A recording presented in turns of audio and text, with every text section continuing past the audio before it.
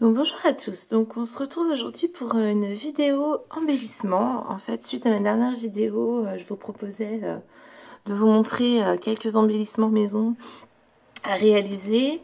Et je vais vous les montrer, donc si vous n'avez... En fait, sans dies, sans perfo, sans outils de tout genre. En fait, c'est vraiment avec des outils de base. Donc j'espère que la vidéo répondra à vos attentes, en sachant que quand j'ai voulu réaliser cette vidéo, je me suis rendu compte que il y avait plein d'embellissements qu'on pouvait faire sans tout ça. Donc je pense que je vais vous en faire par série en fait. Donc là je vais vous présenter quelques embellissements, puis vous me direz si vous souhaitez que je vous montre comment réaliser des embellissements que vous auriez vus et sans dies et sans perfo, et j'essaierai de vous faire ce petit défi de les réaliser avec des outils de base. D'abord, je vais vous montrer les outils, voilà, ça va être des outils d'écolier surtout, donc ce que vous avez chez vous en fait. Donc, il y aura le compas, mais si vous n'avez pas de compas, vous pouvez très bien utiliser avec n'importe quoi qui est rond. Donc moi, j'ai ceci qui est rond que je vais utiliser, ceci, une boîte de conserve, un verre. Voilà, vraiment tout ce que vous pouvez avoir chez vous qui est rond fera l'affaire. Une règle,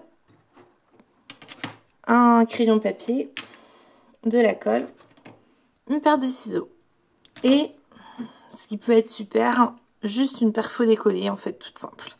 Mais si vous n'avez pas, bon, au pire, tant pis, il n'y aura pas de... J'ai pas encore trouvé de système quand on n'a pas de perfo d'écolier pour faire un trou. Mais à voir. Voilà. Donc voilà vraiment avec tout ça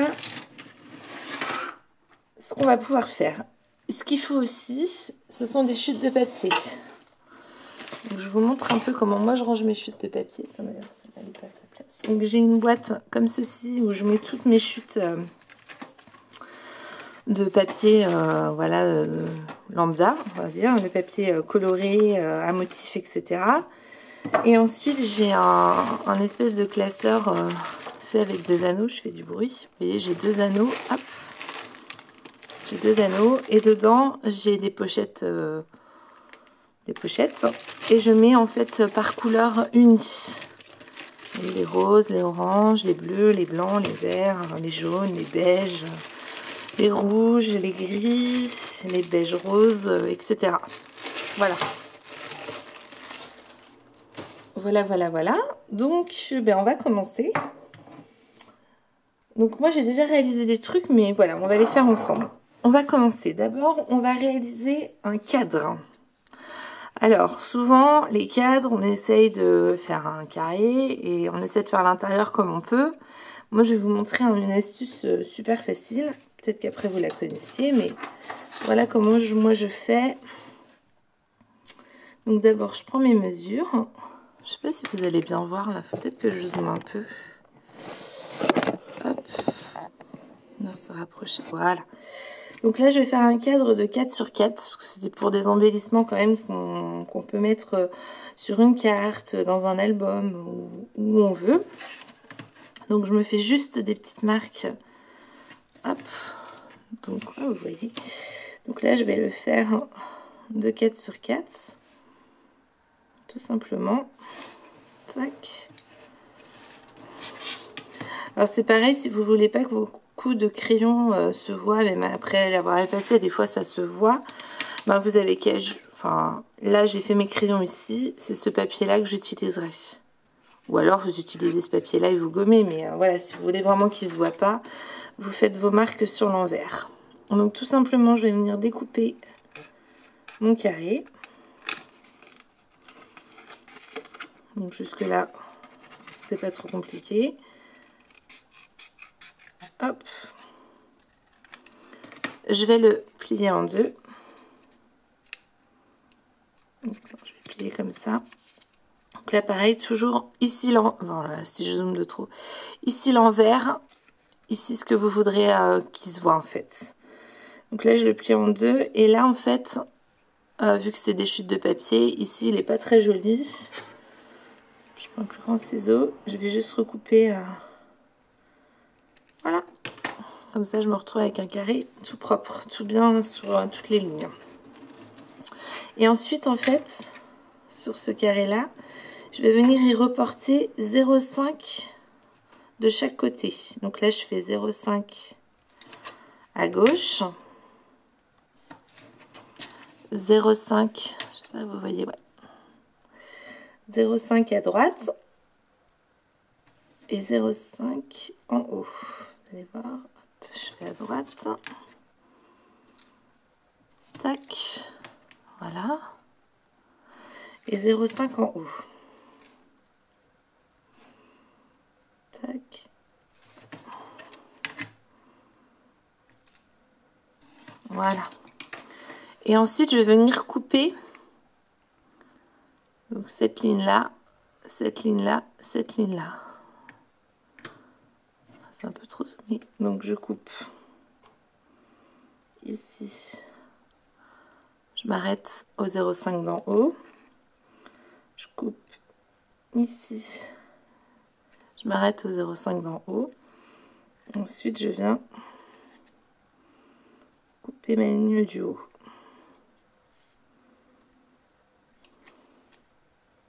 Je vais pas être assez loin. Tac. Voilà. Et quand on ouvre, hop, on a un cadre. Voilà. Si on a bien coupé, bah, vraiment, il n'y a pas de coupure, il n'y a rien. On a un super petit cadre. Et donc, si j'étais de l'autre côté, j'aurais juste à gommer mes petits traits. Voilà. Voilà, donc on se retrouve avec un cadre. Et on ne s'est pas embêté à les vider, à ne pas savoir comment faire. Voilà, tout simplement. Sur le même principe, on va faire un... Bon, c'est dans le même papier. On va faire une ardoise d'écolier. Donc, je vais faire une mesure. Donc là, j'ai déjà 4. J'ai 4, c'est pas trop mal. Et je vais faire une mesure de 4 sur 5. Tac. De 4 sur 5.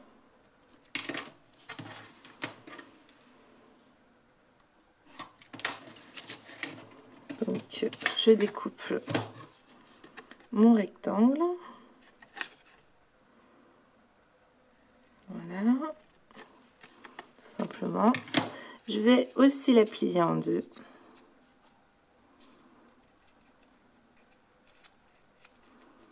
Voilà. Tout simplement aussi. Et je vais aussi faire 0,5. Je vais faire de l'autre côté parce que sinon, déjà, ça vous verrez pas. 0,5 de chaque côté. Voilà, 0,5 ici. 0,5 ici. Tac. Je suis hors du cadre. Voilà. Donc, on a fait 0,5 à droite, 0,5 à gauche et 0,5 en haut.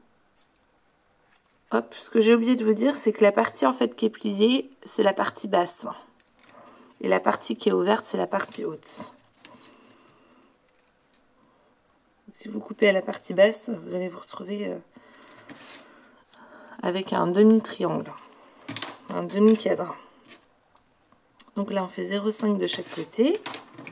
Je découpe pareil sur mes lignes, à droite, à gauche et en haut. Tac. Voilà. Donc là, j'évite donc mon triangle. Je vais pas réussir à l'ouvrir. Voilà. Donc là, ça me fait au pire un cadre en rectangle.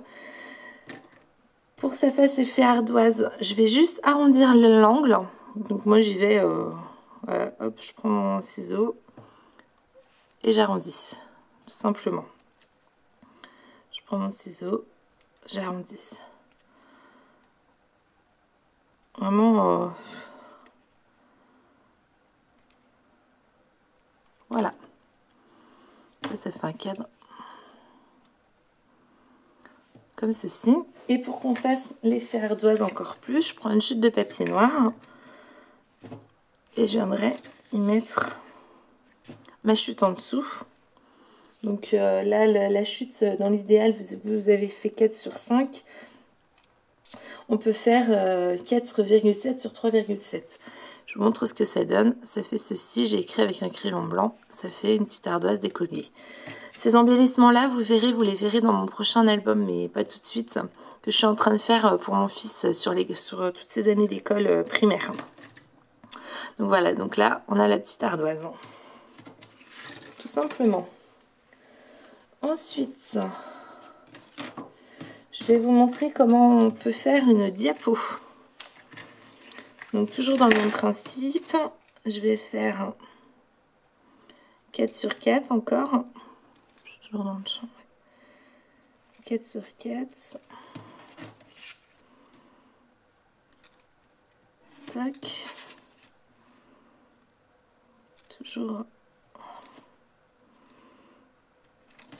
Voilà. Je préparais des carrés avant, enfin, moi ça vous montre, je montre avec vous. Donc 4 sur 4, je coupe. Du coup, je plie également en deux. Peut-être que c'est trop, j'espère que ça ira. Vous me direz si la prochaine fois, j'essaierai de trouver un système pour pas que ce soit trop près non plus. Et donc là, en fait, on va faire 0,5 à droite, 0,5 à gauche. Et on va faire 1 cm en haut. Enfin, à peine 1 cm. J'avais fait combien? J'en avais fait un. Ah, mais je me suis trompée. Il fallait que je fasse 4 sur 5. Si on fait 4 sur 4, ça va pas aller. C'est pas grave, je garderai pour faire un autre cas. Donc, on va faire 4 sur 5. Parce que j'ai mis ma règle. Donc, ça sera pas dans cette chute-là. On va faire dans autre chose. On va faire donc 4 sur 5, on a dit. Je me suis trompée. Donc, pour la diapo, c'est 4 sur... Enfin, dans ce sens-là, ce sera 4 sur 5.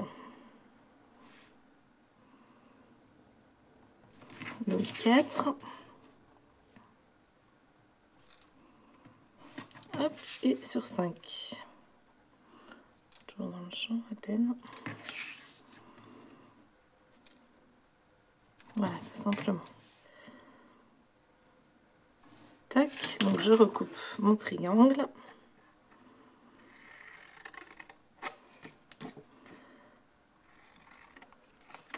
Voilà. Donc là, je le plie en deux. Donc là, c'est la hauteur la plus haute, enfin la longueur la plus grande. Donc on le plie comme ça en fait. Voilà. Donc toujours la partie fermée en bas, 0,5 ici, 0,5 et 1 cm en haut.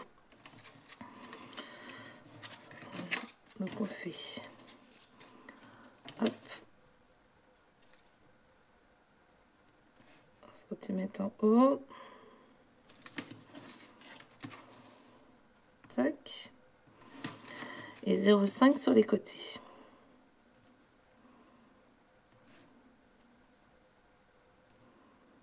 Tac. 0,5 sur les côtés. Donc toujours la partie basse en bas. Et là on découpe sur les côtés. Et la partie haute.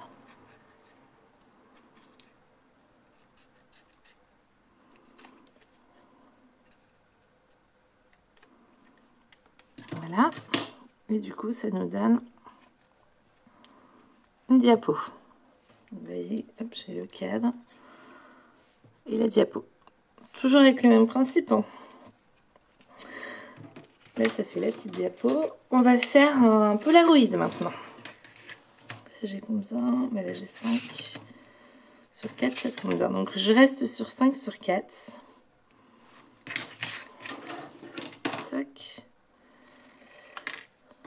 5 sur 4. Donc, je plie. Alors, attendez, parce qu'il ne faut pas que je me trompe. Il faut que je plie comme ça. Ouais. Là, il faut faire l'inverse du diapo pour le Polaroid. Je vais y arriver. C'est la partie la moins grande qu'on plie en deux. Et on fait 0,5 à droite.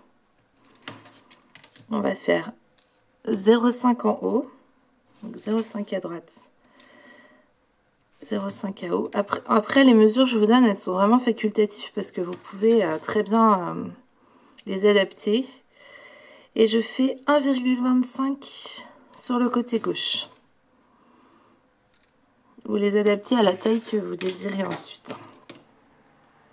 Donc je fais toujours le même principe. On coupe. Hop, et je coupe en haut.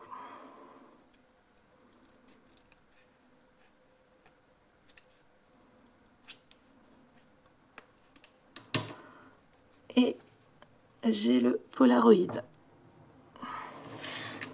Vous voyez, ça fait la diapo, le Polaroid, l'ardoise d'écolier et le cadre. Donc voilà déjà pour tous ces embellissements-là. Et dans le même principe, j'avais envie de vous montrer si vous aviez envie de faire une shaker card, par exemple en rond. Quand on n'a pas de dies ou de perfo, c'est un peu compliqué. Et ben moi, j'ai trouvé un système. Donc, c'est là que vous pouvez utiliser, si vous voulez, les grands ronds, en fait. Donc, en même temps, je peux vous montrer. Je vais essayer de vous montrer avec ça, puis avec... Donc, on fait le cercle que l'on souhaite. Alors, c'est pareil. Pour couper en rond, pour que ce soit propre, parce que quand on n'a pas de... Je dézoome un petit peu. Quand on n'a pas de machine, souvent découpé à la main, on a l'impression que ça va pas être droit ou que ça va être biscornu. Un rond, quand vous voulez le couper, c'est pas le ciseau qui coupe. Le ciseau, il coupe juste, il ne bouge pas. C'est vous qui faites tourner le papier. Donc, je vous montre. Là, je commence à couper avec mon ciseau. Et avec cette main-là, je vais guider mon papier, en fait. Mon ciseau, il bouge pas. Vous voyez, mon ciseau, il bouge pas. C'est moi qui fais tourner le papier. Voilà. Mon ciseau, il fait que couper, c'est tout. Et moi, je guide. Vous voyez, c'est cette main-là qui bouge. Je guide mon papier tout autour. Mais vous aurez beaucoup moins d'à-coups en faisant comme ça, en fait. Voilà. C'est toujours cette main-là, vous voyez, ma main, elle bouge. Hop. Et c'est pareil, si jamais vous... Je vais vous montrer avec le deuxième cercle. Vous êtes en train de couper et votre main, elle a glissé ou peu importe. Vous n'enlevez pas le ciseau de là où vous êtes. Vous laissez votre ciseau, vous réajustez et vous continuez. Parce que sinon, c'est sûr, ça va vous faire un à-coup. Voilà, donc là, j'ai mon cercle. Je le plie en deux. Toujours dans le même principe que mes Polaroids et mes cadres. Et là, en fait, donc soit... C'est pas soit... Je prends une mesure qui est un petit peu plus petite. Donc, je me mets... C'est là que je me sens très par contre. Donc, je me mesure là. Donc là, mon demi-cercle, il fait 10. Donc, je me mets au milieu. 5. Je vais essayer de centrer mon... Voilà. Je me centre. Je refais un demi-cercle. Voilà. Donc, si vous n'avez pas d'outil comme ça et que vous avez un compas, pardon, bah vous faites juste votre cercle de 5, vous le découpez. Et là, vous reprenez le centre. Et vous mettez à la grandeur que vous voulez l'espacement ici, comme l'espacement du cadre. Je ne sais pas si je suis claire, hein. Comme l'espacement du cadre qu'on avait fait de 0,5. Donc là, ça me fait un espacement à peu près comme ceci, vous voyez. Je redécoupe. Donc toujours dans le même principe. Vous voyez, par exemple, là, hop, j'enlève ma main parce que voilà, j'ai besoin de faire autre chose. Mon ciseau, il reste dedans. Comme ça, il est toujours dans sa ligne, en fait. Et je poursuis. Si vous l'enlevez, ça va forcément faire un à-coup. Vous n'arriverez pas à vous mettre pile poil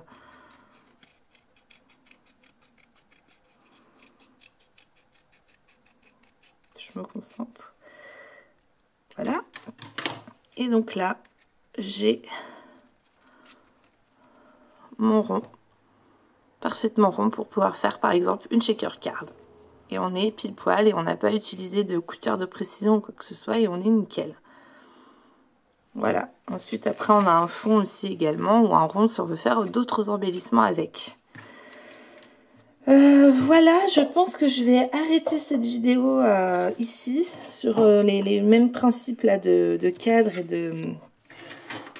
de rond. Sachez que voilà, ces petits embellissements que vous voyez là, surtout les polaroïdes et tout ça, la shaker, je vais peut-être en faire une. Je sais pas si je vous montrerai ou pas, enfin je pense que j'en ferai une. Mais ces embellissements là, c'est sûr, vous les verrez dans mon prochain album je vais y arriver sur l'école. Donc je pense que je vous ferai une prochaine vidéo. Dites-moi ce que vous avez envie de voir aussi. J'avais envie de vous en faire une sur tous les styles de fleurs que je peux réaliser. Je voulais vous montrer vite fait. Donc je pense que tout le monde les connaît. Mais voilà, si ça vous intéresse de faire ces petites fleurs là juste avec une paire de ciseaux. Les petites marguerites aussi juste avec une petite fleur une paire de ciseaux. Je fais aussi des fleurs comme ceci, pareil, juste avec une paire de ciseaux et du papier. Il n'y a pas de dies à rien. Si c'est des fleurs qui vous intéressent, je peux vous refaire une vidéo. Je pense que ce sera une des prochaines. Et c'est pareil avec les feuilles, juste avec une paire de ciseaux également. Je pense que ce sera une des prochaines vidéos. Et s'il y a d'autres embellissements que vous avez envie de voir ou de me faire un petit challenge, voilà, pour essayer de faire des choses sans dies, sans rien, bah, je suis preneuse. Et je profite de cette vidéo pour faire parler complètement d'autre chose.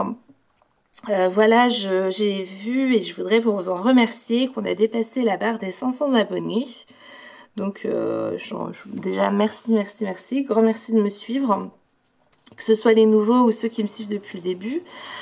Du coup, j'ai envie de faire un petit concours pour les 500 abonnés. Donc je pense que une vidéo arrivera là, soit aujourd'hui ou soit demain, je ne sais pas, je vais voir comment je vais avoir le temps de faire ça. Et voilà, je vais organiser un petit quelque chose, donc je ne sais pas trop encore quoi, mais voilà, sachez que pour vous remercier de me suivre fidèlement, une prochaine vidéo arrivera concours sur mes 500 abonnés. Voilà, ben, n'hésitez pas si vous avez des questions ou quoi que ce soit à me le dire, et puis je vous dis à bientôt. Au revoir, bonne création.